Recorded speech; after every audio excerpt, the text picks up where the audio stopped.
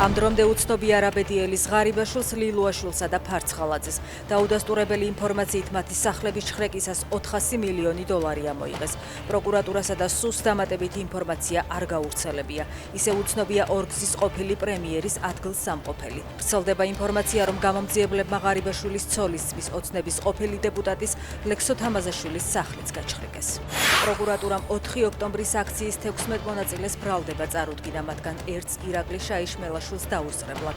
ჯგუფური მოქმედების ორგანიზების ბრალდებით წაუკანეს ბრალის სამოქალაქო აქტივისტს მარიამ მეპანწიშვილსაც.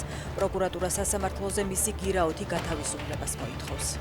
ჩვენ გვჭირდება თქვენი ტომაჰავკები. უკრაინის მთავარი მოთხოვნა ზელენსკიმ ტრამპს თეთრ სახლში მიმდინარე შეხვედრაზე გადასცა.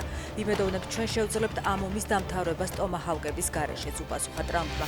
ამერიკის პრეზიდენტი აცხადებს, რომ მკვლელობების შეწყვეტისა და შეთანხმების დროა. ისინი იქ უნდა შეჩერდნენ, სადაც არიან, ამბობს ის. ღამით უკრაინამ რუსეთში ულიანოვსკის რეგიონში მდებარე ელექტროსადგური ვეშკაიმა დაბომბა. სულ მცირე 5 ადამიანი დაიღუპა სტერლიტაკამში ქიმიური ქარხნის აფეთქების შედეგად. არიან დაშავებულებიც, ქარხნის შენობა ჩამონგრეულია.